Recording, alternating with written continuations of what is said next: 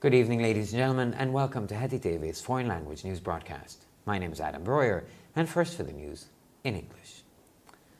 According to Prime Minister Viktor Orban, Brussels is essentially attacking him because he strongly represents the policies of the Hungarian government and the Visegrad countries, which are more successful today than those of Western Europe. They are attacking us because we are successful. But let's not forget that there is a competition within the EU, said the Hungarian Prime Minister in a discussion with the Slovakian Prime Minister on the Slovak commercial television channel TA3. According to Orban, Western Europe must accept that today the Visegrad countries are the EU's economic engine, and without them there would be no economic growth in the EU. According to Slovakian Prime Minister Peter Pellegrini, time has proven that the Visegrad countries were right regarding the solutions of the migration problem, and Western Europe is about to wake up and take over some of the Visegrad countries' views. On Monday, the European Parliament's Committee on Internal Affairs, Civil Liberties and Justice adopted a special report on the status of the rule of law in Hungary, according to which there is a risk of serious and systematic violation of EU values in the country. 56 members of parliament participated in the vote. 37 supported the draft that was amended significantly, and 19 voted against it, with no abstentions. The majority of the independent amendment proposals by Fidesz-KD MP politicians were rejected by the committee. A document prepared by Judith Sargentini from the Green Party is expected to be discussed in the autumn at the plenary session. The Israeli National Security Advisor was received by Viktor Orban. The Hungarian Prime Minister met with Meir Ben-Shabbat, Israel's National Security Advisor, on Wednesday morning at the Parliament. Meir Ben-Shabbat arrived to Budapest for a meeting of senior security advisors of the Visegrad countries and Israel. At the meeting, they discussed the security challenges of Europe and the Middle East, and they agreed on Viktor Orban's official trip to Israel in July, said Bertalan Havasi, press manager of the Hungarian Prime Minister. There is still no agreement between the leaders of the CDU, led by German Chancellor, and the Bavarian sister party, the Christian Social Union, regarding the asylum dispute.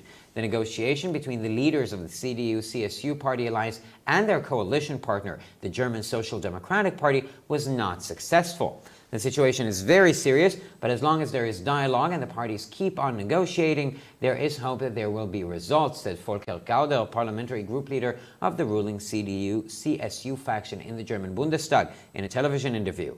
Andrea Nahles, leader of the SPD, told in an interview that they are not yet sure whether there is a need to prepare for early Bundestag elections. Certainly, the atmosphere in the government is very tense. The Social Democrats are analyzing the situation at their Monday meeting. The coalition partners will have their own party meetings on Sunday, the CDU chaired by Angela Merkel in Berlin and the CSU chaired by Minister of Interior Horst Seehofer in Munich. An EU-wide solution for the migration issue would not be reached at the summit of the bloc's leaders starting on Thursday, said German Chancellor Angela Merkel. After a meeting with Pedro Sanchez, the Spanish Prime Minister, she said that the good news are that 5 of the 7 directives on asylum have already been agreed on, and the not-so-good news is that two policies still need to be worked on. One concerns the regulation of asylum procedures, the other is the so-called Dublin IV regulation, which also provides for a solidarity mechanism.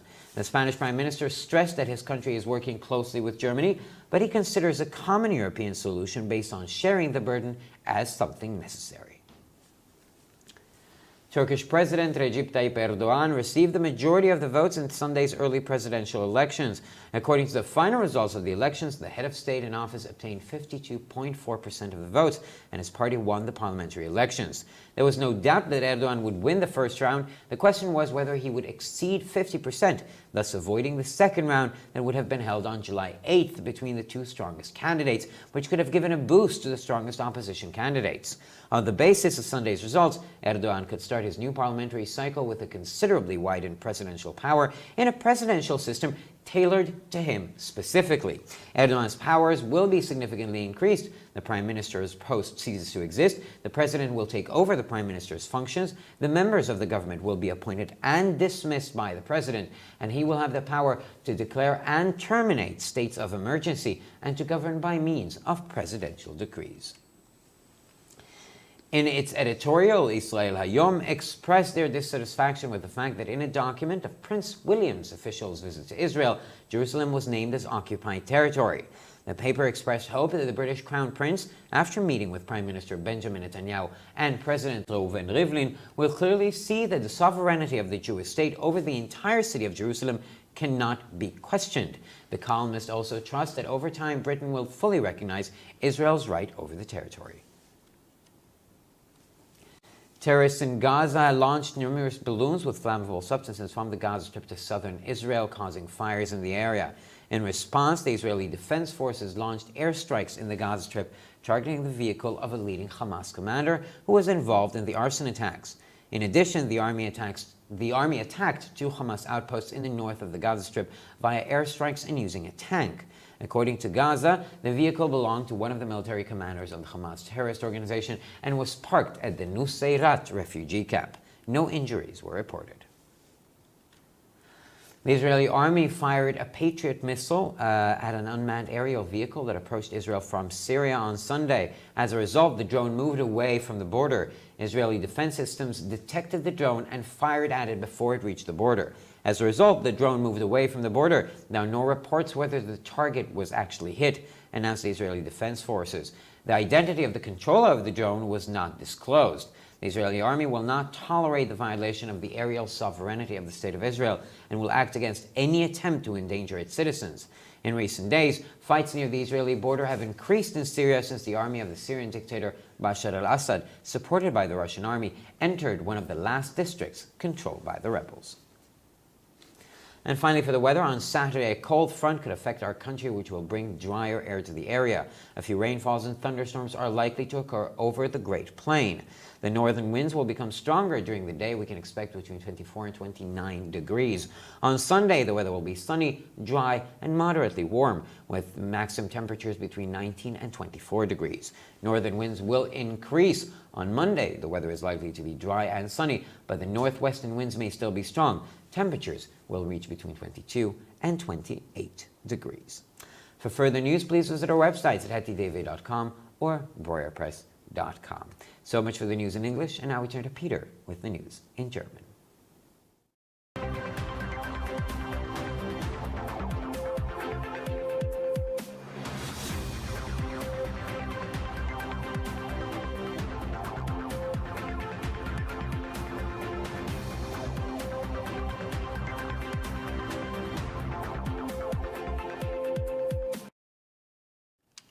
Schönen guten Abend, liebe Zuschauer. Mein Name ist Peter Gardosch und nun zu den Nachrichten auf Deutsch. Laut Ministerpräsident Viktor Orban attackiert Brüssel ihn im Wesentlichen, weil er die Politik der ungarischen Regierung und der Visegrad-Länder, die heute erfolgreicher sind als die von Westeuropa, überzeugend vertritt. Sie greifen uns an, weil wir erfolgreich sind. Vergessen wir nicht, dass es einen Wettbewerb innerhalb der Europäischen Union gibt, sagte der ungarische Premierminister in einer Diskussion mit dem slowakischen Premierminister beim slowakischen kommerziellen Fernsehsender TA3. Orban zufolge muss Westeuropa akzeptieren, dass die Visegrad-Länder heute der Wirtschaftsmotor der EU sind und ohne sie würde es kein Wirtschaftswachstum in der EU geben. Nach Angaben des slowakischen Premierministers Peter Pellegrini hat die Zeit bewiesen, dass die Visegrad-Länder bezüglich der Lösung des Migrationsproblems Recht hatten und Westeuropa erwacht und einige der Ansichten der Visegrad-Länder übernimmt. Der Ausschuss für Inneres, Bürgerliche Freiheiten und Justiz des Europäischen Parlaments, LIBE, hat am Montag einen Sonderbericht über die Rechtsstaatlichkeit in Ungarn angenommen, wonach die Gefahr einer schwerwiegenden und systematischen Verletzung der EU-Werte in Ungarn besteht. 56 MEPs nahmen an der Abstimmung teil, 37 unterstützten den Entwurf, der erheblich geändert wurde, 19 stimmten dagegen und niemand enthielt sich. Die Mehrheit der unabhängigen Änderungsvorschläge der Fidesz-KDNP-Politiker wurde vom Ausschuss abgelehnt. Das von Judith Sargentini, MEP der Grünen, vorbereitete Dokument soll im Herbst im Plenum diskutiert werden. Der israelische nationale Sicherheitsberater Meir Ben-Shabbat wurde am Mittwochmorgen vom ungarischen Ministerpräsidenten Viktor Orban im ungarischen Parlament empfangen. Meir Ben-Shabbat traf in Budapest zu einem Treffen der leitenden Sicherheitsberater der Visegrad-Länder und Israels ein. Bei dem Treffen erörterten sie die Sicherheitsherausforderungen in Europa und im Nahen Osten und sie vereinbarten Viktor Orbans offizielle Reise nach Israel im Juli, sagte Bertalan Havasi, Pressesprecher des ungarischen Premierministers.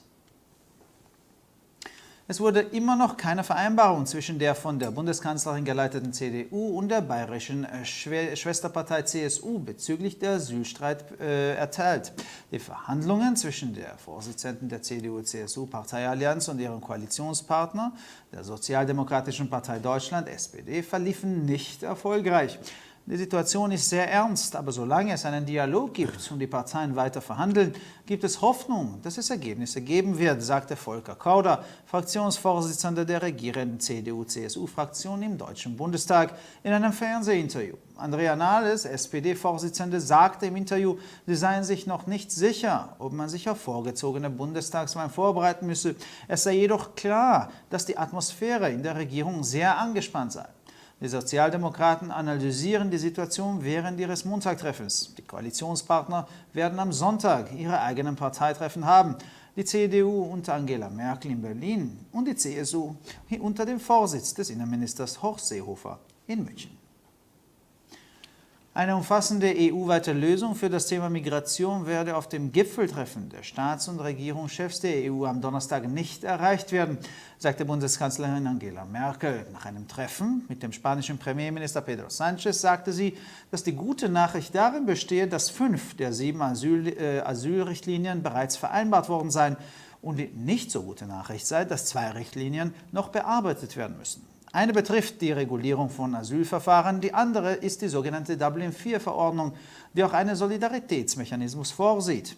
Der spanische Ministerpräsident betonte, dass sein Land eng mit Deutschland zusammenarbeite, hält jedoch eine gemeinsame europäische Lösung für notwendig, die auf einer Lastenenteilung beruht. Der türkische Präsident Recep Tayyip Erdogan erhielt bei den vorgezogenen Präsidentschaftswahlen am Sonntag die Mehrheit der Stimmen. Nach dem endgültigen Wahlergebnis erhielt der amtierende Staatschef 52,4% der Stimmen und seine Partei gewann die Parlamentswahlen. Es bestand kein Zweifel, dass Erdogan die erste Runde gewinnen würde. Die Frage war nur, ob er 50% überschreiten und damit die zweite Runde vermeiden kann, die am 8. Juli zwischen den beiden stärksten Kandidaten stattgefunden hätte und dem stärksten Oppositionskandidaten hätte Auftrieb geben können.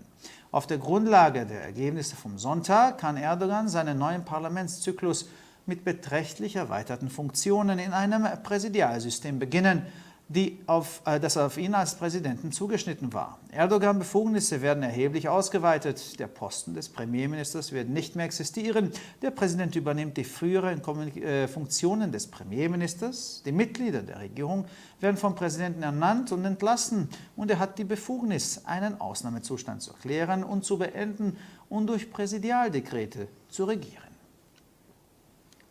In seinem Leitartikel äußerte Israel Hayom seine Unzufriedenheit mit der Tatsache, dass in einem Dokument von Prinz Williams offiziellen Besuch in Israel-Jerusalem als besetztes Gebiet genannt wurde.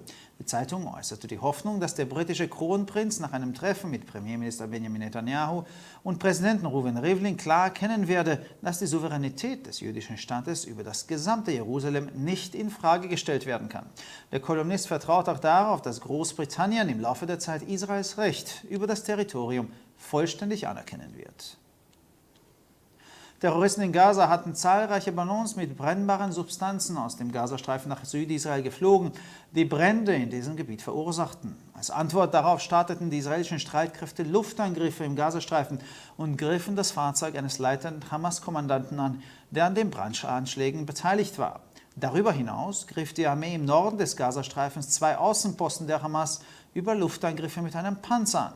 Laut Quellen aus Gaza gehörte das Fahrzeug einem der militärischen Kommandeure der Hamas-Terrororganisation und war im Flüchtlingslager Nusayrat geparkt. Keine Verletzungen wurden berichtet. Die israelische Armee feuerte eine Patriot-Rakete auf eine Drohne, die am Sonntag von Syrien aus in die Richtung Israels flog. Infolgedessen bewegte sich die Drohne von der Grenze weg. Israelische Verteidigungssysteme haben die Drohne entdeckt und auf sie geschossen, bevor sie die Grenze erreichte. Demzufolge bewegte sich die Drohne von der Grenze weg. Es gibt keine Berichte darüber, ob das Ziel getroffen wurde, kündigten die israelischen Streitkräfte an. Die Identität der Person, die die Drohne gesteuert hat, wurde nicht bekannt gegeben. Die israelische Armee wird keine Verletzung der Luftsouveränität des Staates Israel dulden und wird jeden Versuch entgegentreten, seine Bürger zu gefährden. In den letzten Tagen haben Kämpfe in der Nähe der israelischen Grenze in Syrien zugenommen, seit die Armee des syrischen Diktators Bashar al-Assad von den Russen unterstützt in eins der letzten von Rebellen kontrollierten Gebiete eindrängte. Und nun zum Wetter. Am Samstag könnte eine Kaltfront Ungarn erreichen, die trockene Luft in die Region bringen wird. Ein paar Regenfälle und Gewitter werden wahrscheinlich über die große Tiefebene auftreten. Der Nordwind wird stark zunehmen. Während des Tages können wir Temperaturen zwischen 24 und 29 Grad messen. Am Sonntag wird es sonnig, trocken und mäßig warm mit Höchsttemperaturen zwischen 19 und 24 Grad. Der Nordwind wird lebhaft und manchmal stark. Am Montag wird das Wetter wahrscheinlich trocken und sonnig, aber der Nordwestwind kann noch stark bleiben. Die Temperatur wird zwischen 22 und 28 Grad liegen. Für weitere Nachrichten besichtigen Sie bitte unsere Webseiten www.ttv.com sowie breuerpress.com. Ich bedanke mich für die Aufmerksamkeit und nun zu den Nachrichten auf Französisch von Adam.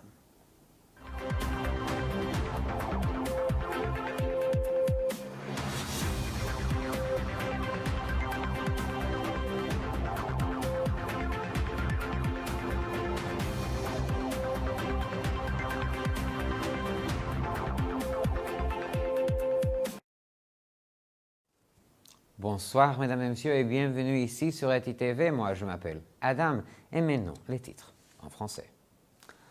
Selon le Premier ministre Viktor Orban, si Bruxelles est en train de l'attaquer, c'est parce qu'il soutient fermement la politique du gouvernement hongrois et des pays de Visegrad qui réussit aujourd'hui mieux que la politique de l'Europe occidentale. Ils attaquent parce que nous réussirons mieux. N'oublions pas que la concurrence existe également à l'intérieur de l'Union européenne, a déclaré le chef du gouvernement hongrois dans l'émission de la chaîne de télévision commerciale TA3.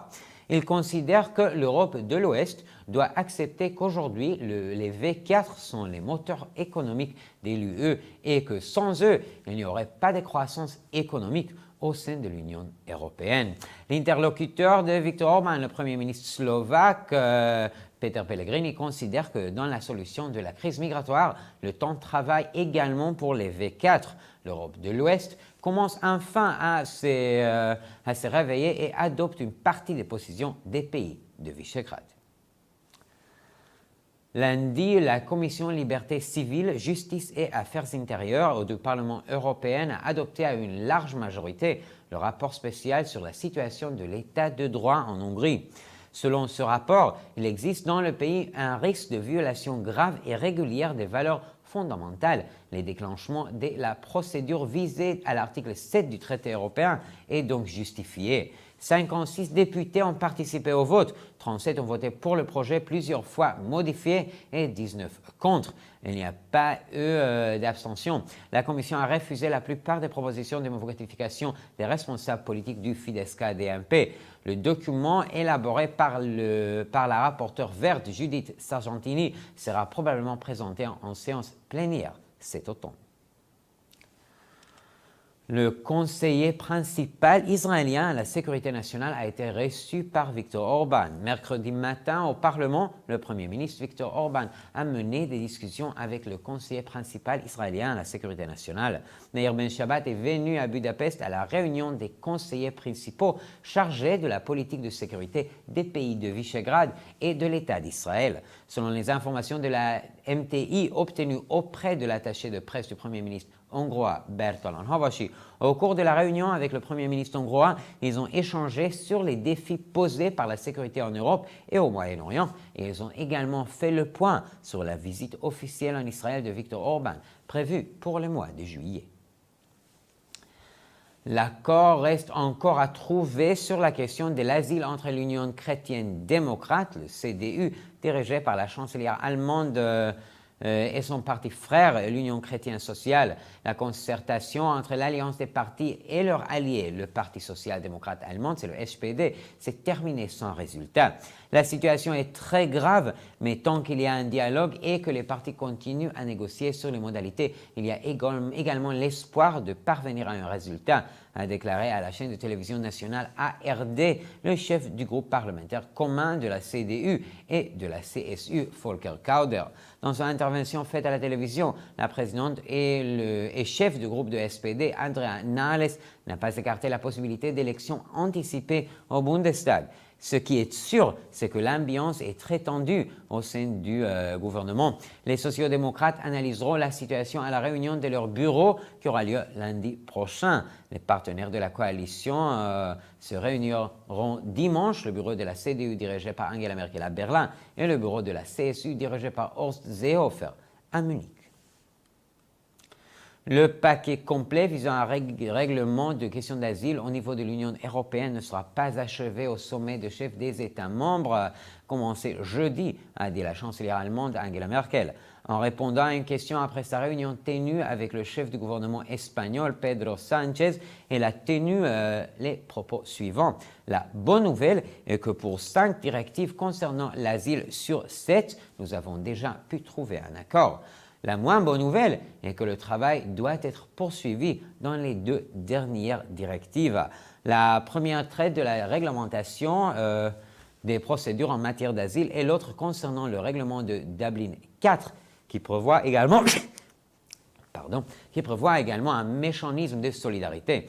Le Premier ministre espagnol a souligné que son pays travaillait en étroite collaboration avec l'Allemagne, mais qu'il estimait nécessaire de mettre en place une solution européenne commune basée sur la répartition des charges.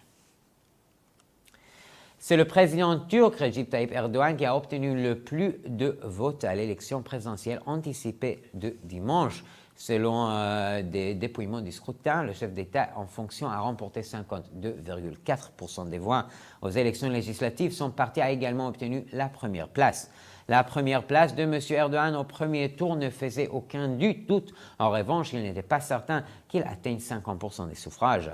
Cela lui permet d'éviter un second tour contre le candidat arrivé deuxième, prévu pour le 8 juillet. Par ailleurs, le second tour aurait pu donner un coup de pouce au candidat le plus promoteur de l'opposition.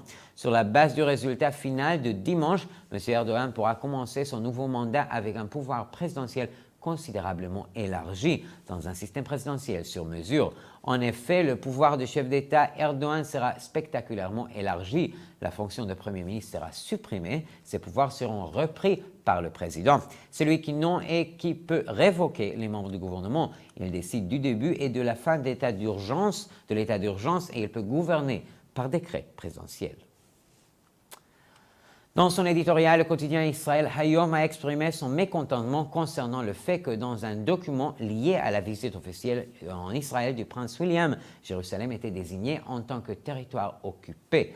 Le journal a indiqué qu'il espérait qu'après sa rencontre avec le premier ministre Benjamin Netanyahu et le chef de l'État Reuven Rivlin, l'héritier du trône britannique comprendrait clairement que la souveraineté de l'État juif sur la totalité du territoire de Jérusalem ne peut pas être remise en question.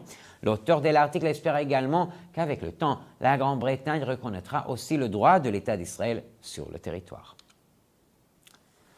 Dans la bande de Gaza, des terroristes ont lâché de nombreux ballons remplis de produits inflammables vers Israël Sud, qui ont provoqué des incendies dans la région.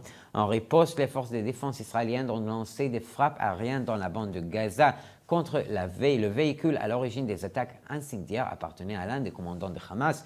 Dans la partie nord de la bande, l'armée a également anéanti 2 postes d'observation du Hamas en utilisant ses forces aériennes et un tank. D'après le Gazaoui, le véhicule appartenait à l'un des commandants de l'aile militaire du Hamas. Il était garé dans le camp de réfugiés de Nuseirat. Aucun blessé n'a été signalé. L'armée israélienne a tiré un missile Patriot sur un drone syrien approchant l'Israël depuis la Syrie et l'a ainsi contraint à reculer. Le drone a été identifié par les systèmes de défense israéliens et le missile a été tiré avant que le drone arrivât à la frontière. Ce qui a eu pour conséquence que le drone s'est éloigné de la frontière. Selon le rapport, le drone n'a pas été touché, ont déclaré les forces de défense israéliennes. L'identité du commandant du drone n'a pas été rendue publique. L'armée israélienne ne supportera pas que la souveraineté de l'espace aérien de l'État d'Israël soit atteinte et agira contre toute tentative mettant en danger la vie de ses citoyens. Au cours des derniers jours, les combats se sont intensifiés en Syrie, près de la frontière israélienne, depuis que les forces armées du dictateur syrien Bachar el-Assad ont pénétré à l'aide de l'armée russe dans l'une des dernières zones contrôlées par les insurgés. Et finalement, le météo, samedi, une vague de froid attendra notre pays qui rapportera de l'air plus sec dans notre région. Des averses éparses pourront se produire encore sur la Grande Plaine. Le vent du nord sera vif ou fort pendant la journée. Les températures évolueront entre 24 et 29 degrés. Dimanche, le temps sera sec et modérément chaud avec des températures maximales comprises entre 19 et 24 degrés. Le vent du nord sera vif ou fort par endroits. Lundi, le temps restera sec et ensoleillé, mais dans quelques régions, de fortes rafales de vent du nord-ouest sont prévues. Les températures monteront jusqu'à 22 à 28 degrés. Pour encore plus d'actualités, rendez-vous sur nos sites internet attv.com ou boyerpress.com. Merci beaucoup pour votre attention. Et maintenant, les titres en chinois.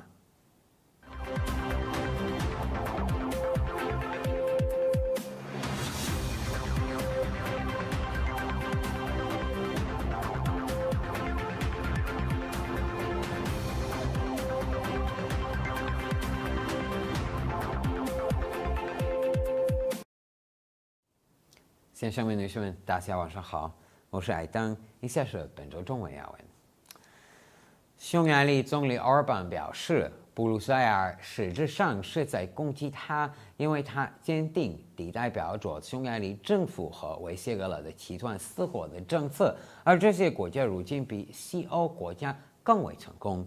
他们攻击我们，是因为我们的成功。我们不要忘了。欧盟内部存在着竞争，在于斯洛伐克总理在斯洛伐克商业电视频道 DA3的讨论中，匈牙利总理这样表示。奥尔班表示，西欧必须承认，今天的维谢格勒的极端四国是欧盟经济的引擎，没有他们就不会有欧盟的经济增长。斯洛伐克总理佩拉格里尼表示，事件已经证明维谢格勒的极端四国在解决移民问题方面的做法是正确的。西欧即将觉醒，并接受维谢格勒的极端四国的一些观点。周一，欧洲议会内政、公民自由和正义委员会通过了一份关于匈牙利法治现状的特别报告。报告指出，匈牙利存在严重系统化违反欧盟价值观的风险。共有56名欧洲议会议员参加了报告投票。在经过重大修改后，报告草案获得37人支持，19人反对，5人弃权。亲民盟、基督教民主人民等政治家提出的大多数独立修改建议都遭到该委员会的拒绝。由绿党的 Judith Sargentini 拟定的一个文件有望在秋季全体会议上讨论。匈牙利总理奥尔班会见了以色列国家安全顾问。周三上午，匈牙利总理在议会会见了以色列国家安全顾问 Meir Ben Shabbat。他前来布达佩斯是为了参加维谢格勒的集团四国与以色列高级安全顾问会议。匈牙利总理的新闻主管 Bertalan Hovos 表示，在会见中，他们讨论了欧洲和中东地区的安全挑战，并达成一致，奥尔班将在7月份正式访问以色列。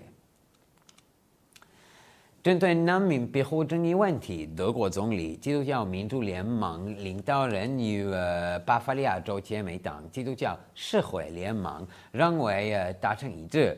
基民盟、基士联盟、政党联盟领导人与他们的联盟伙伴德国社会民主党之间的谈判也未成功。在电视采访中，德国联邦议院 CDU、CSU 执政党联盟的议会党团领导人 Volvo Kauder 表示，情况非常严重，但只要还有对话，各方继续谈判，就有希望会有结果。在采访中，德国市民党领导人 Andrea Nahles 表示，他们还决不定是否需要准备联邦议会提前举行选举。当然，政府气氛非常紧张，社会民主党人在周一会议上的这种局面进行了分析。政党联盟合作伙伴周日将举行党内会议，基民盟会议由德国总理默克尔主持，基士联盟会议由德国内政部长 Horst Seehofer 主持。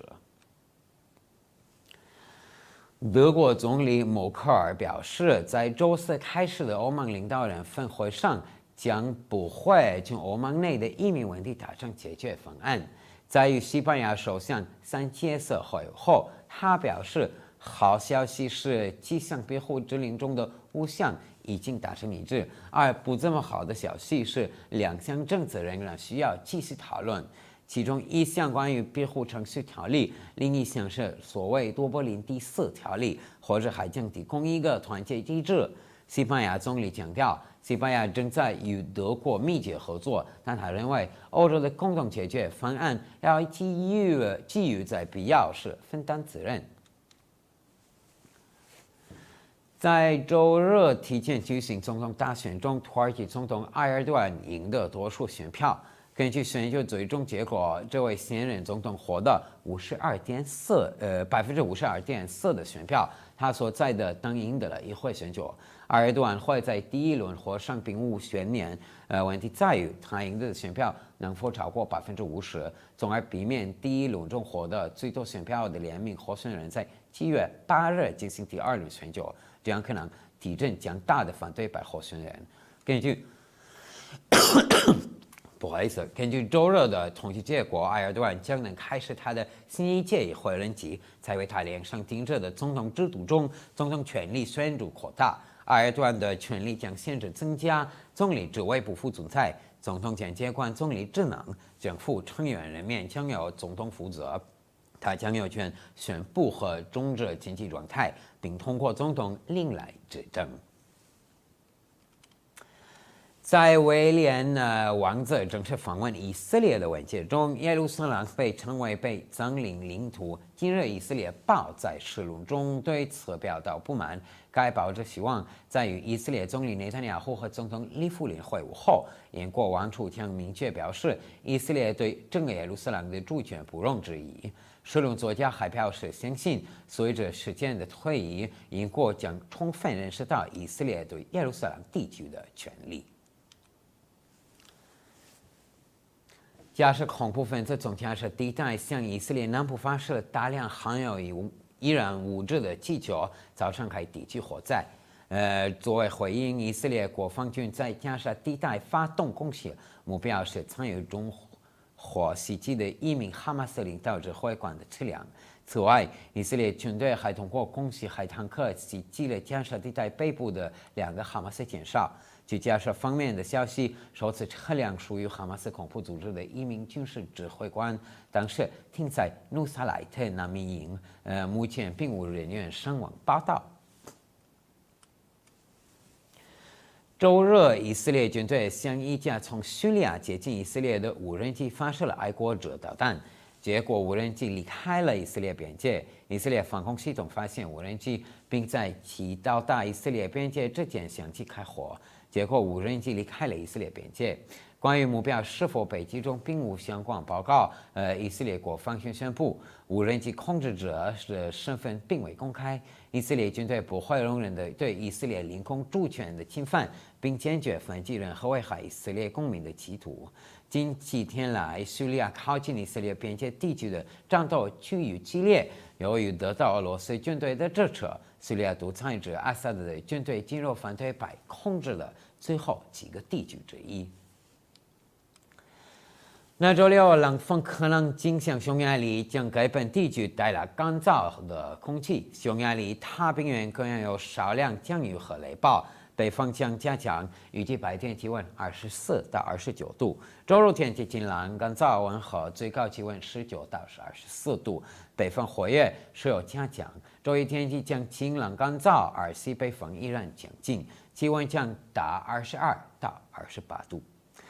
关注我们网站还关注我们的新闻petitv.com 还是 boypress.com， 非常感谢和祝你们周末好。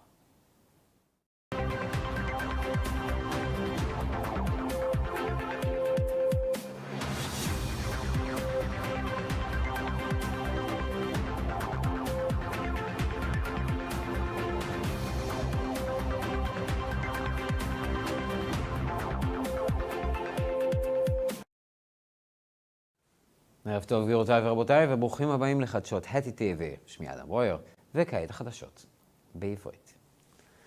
לדברי ראש הממשלה ויקטור אורבן, בריסל תוקפת אותו בעיקר משום שהוא מייצג בתוקף את המדיניות של ממשלת הונגריה ושל מדינות וישגרד שמצליחות כיום יותר מאלה של מערב אירופה. הם תוקפים אותנו כי אנחנו מצליחים. בא לנו לשכוח כי יש תחרות בתוך האיחוד, אמר ראש ממשלת הונגריה, בדיון עם ראש ממשלת סלובקיה בערוץ הטלוויזיה הסלובקית TA3.